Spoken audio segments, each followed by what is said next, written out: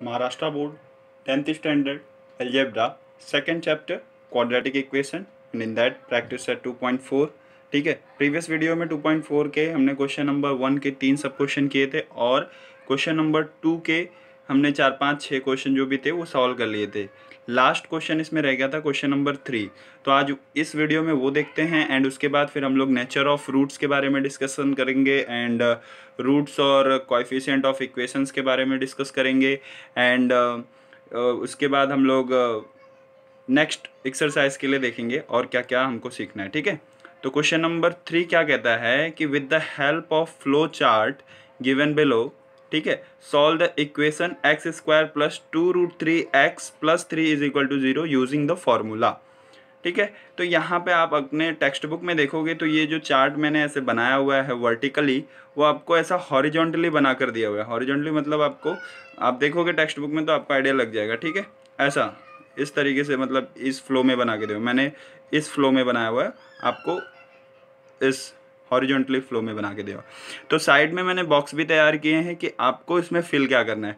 तो पहले बॉक्स में लिखता है compare equation x square plus 2√3x plus 3 is equal to 0 and ax square plus bx plus c is equal to 0। मतलब आपका पहला स्टेप क्या होता है फॉर्मूला मेथड से करने के लिए, आपको कंपेयरिंग करना होता है। तो यहाँ पे कंपेयर करना और a की वैल्यू निकालना है। तो यहाँ पे a की वैल्यू आपको दिख ही रही होगी, क्या है, कोएफिशिएंट 1 है ना। तो a इज इक्वल टू क्या आ जाएगा 1। b की वैल्यू आपको दिख रही है 2√3x, तो यहाँ पे b की वैल्यू क्या आ गई 2√3 और c का क्या आ जाएगा 3। c इज इक्वल टू क्या आ गया आपको 3।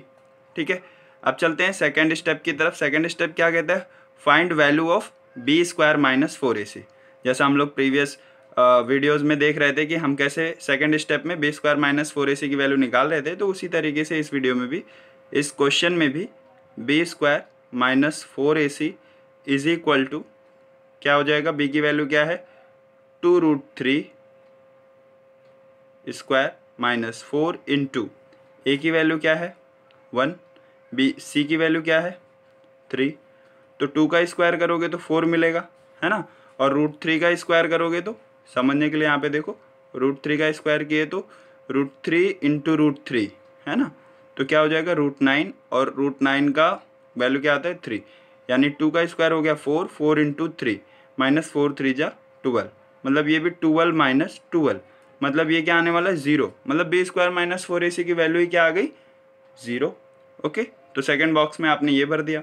थर्ड बॉक्स में क्या आता है, right formula to solve quadratic equation. वो तो आपको अब तक याद हो चुका होगा। फॉर्मूला क्या है, x is equal to minus b plus minus square root of b square minus 4ac upon 2a। Okay, अब फोर्थ स्टेप में क्या कहते हैं, substitute the values of a b c and find the roots, जो आपका last step होता है।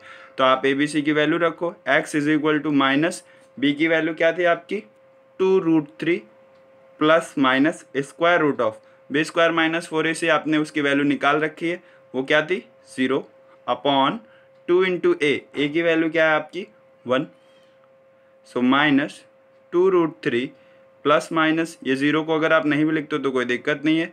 ठीक है, एक बार लिख लेते हैं, रूट से निकला बाहर 0, 2 इंटू 1 क्या हो जाएगा 2, तो ये 2 से ये 2 हो गया कैंसिल, आपको क्या मिला आंसर माइनस √3। तो x की वैल्यू क्या आई माइनस √3।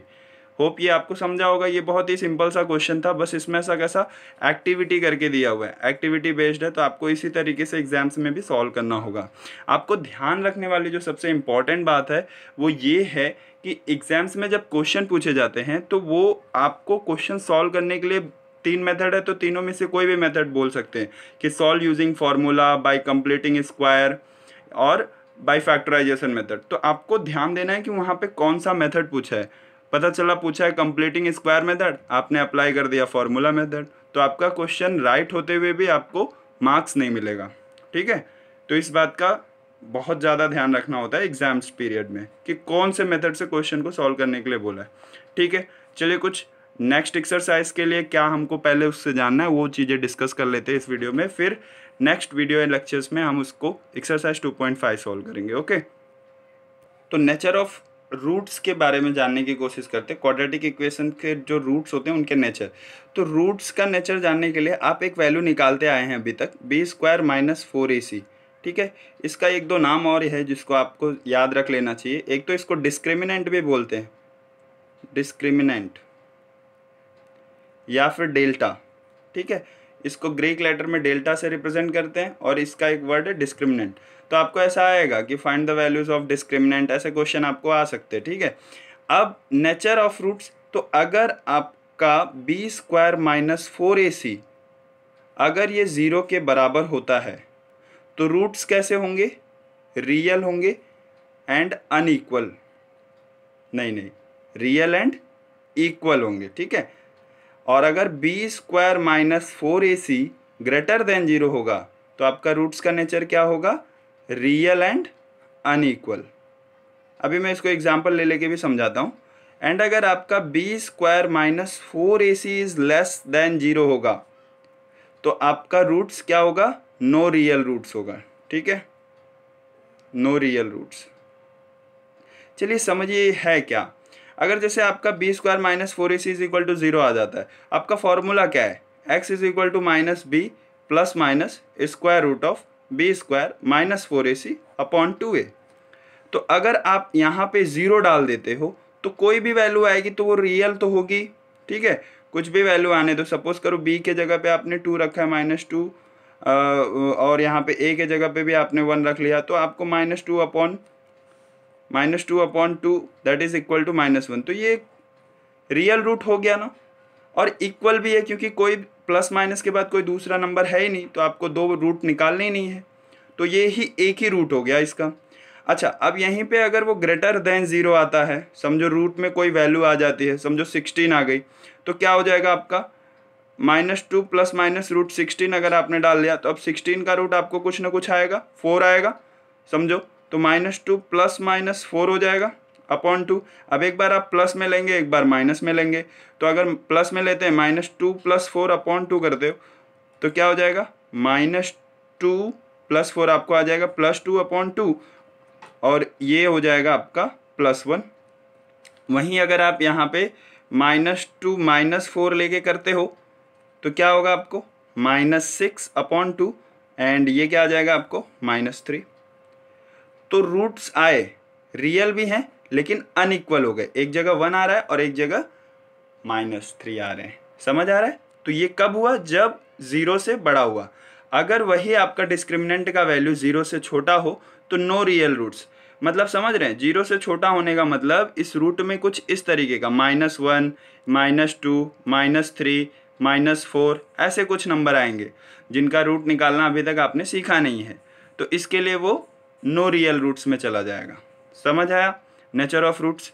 चलिए ठीक है, अब आते हैं relation between roots and coefficients of quadratic equation पे। तो रिलेशन के लिए मतलब आप देखिए यहाँ पे रूट्स और कोएफिशिएंट ऑफ क्वाड्रेटिक इक्वेशन में क्या रिलेशन है ये देखना है। आपके पास अगर एक इक्वेशन है, क्वाड्रेटिक इक्वेशन है, ax² plus bx plus c is equal to 0। मान लीजिए इनके दो रूट हैं आपके पास, एक अल्फा और एक बीटा। ठीक है, ऐसा आपने सपोज कर लो आपके पास दो रूट हैं। तो इनमें रिलेशन कैसा है कि जब आप रूट को प्लस करोगे तो आपको क्या आएगा, -b अपॉन a, एंड जब आप रूट का प्रोडक्ट लोगे यानी अल्फा इंटू बीटा करोगे, ठीक है, तो आपको क्या आएगा, c अपॉन a। ये बहुत ही इंपॉर्टेंट रिलेशन है, आपको इसको याद रखना होगा। ठीक है, एक दो चीज़ें आपको याद रखनी है, जैसे इसके पहले आपने नेचर ऑफ रूट समझा, उसको याद रखना है, एंड इसके बाद आपको ये relation between roots and coefficient of quadratic equation. ठीक है, आपको इसके बाद एक और चीज़ समझनी है, कभी कभी ऐसा भी क्वेश्चन आता है कि रूट्स की वैल्यू दी रही होती है और आपको बोलता है कि आप क्वाड्रेटिक इक्वेशन फ्रेम करो। तो ऐसे टाइम पे आपको ये फॉर्मूला याद रखना है, x² minus alpha plus beta x plus alpha into beta is equal to 0। समझ आ रहा है। सपोज आपको किसी भी क्वाड्रेटिक इक्वेशन का रूट दिया हुआ है, बोला कि इस इक्वेशन का रूट -2 और 5 है, तो मान लो आपका अल्फा इज इक्वल टू -2 आ गया और बीटा इज इक्वल टू आपका आ गया 5। फिर बोलता है कि अब आपको रूट दिया हुआ है, आप क्वाड्रेटिक इक्वेशन फ्रेम करके दिखाओ कि ये किस क्वाड्रेटिक इक्वेशन का रूट है। ठीक है, तो आपको क्या करना है, अल्फ़ा प्लस बीटा कर देना है। तो आप देखोगे आपको क्या मिलेगा, -2 + 5 जो कि कितने के बराबर है, 3। और फिर आप अल्फ़ा इंटू बीटा कर दो, -2 × 5 क्या आ जाएगा आपको, -10। अब यही फॉर्मूला जो ऊपर मैंने बताया, क्या बताया, x² - alpha plus beta in bracket into x plus alpha beta.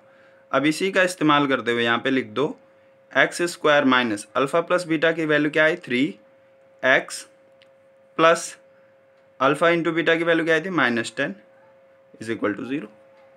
ठीक है, तो आपका इक्वेशन बन गया x² - 3x प्लस के जगह प्लस और माइनस मल्टीप्लाई कर दो तो माइनस होता है, -10 = 0। समझ आ गया। सो अब ये इक्वेशन आपने बना लिया यूजिंग जो रूट गिवन थे यहाँ पे आपको रूट गिवन था ना, -2 और 5, उसका इस्तेमाल करके आपने क्वाड्रेटिक इक्वेशन बना लिया। तो 3 चीज़ें आपको याद रखनी है, nature of roots, relation between the roots and coefficients of quadratic equations, and अगर आपको रूट दिया हुआ है तो उससे किस तरीके से क्वाड्रेटिक इक्वेशन बना सकते हैं। ठीक है, अब नेक्स्ट वीडियो में एक्सरसाइज 2.5 सॉल्व करेंगे। तब तक के लिए जो भी इस वीडियोस में होमवर्क वगैरह मिले या प्रीवियस वीडियोस में उसको कंप्लीट कर लो, और अगर कुछ डाउट्स वगैरह रहे तो ज़रूर पूछो। ठीक है, चलिए, थैंक यू।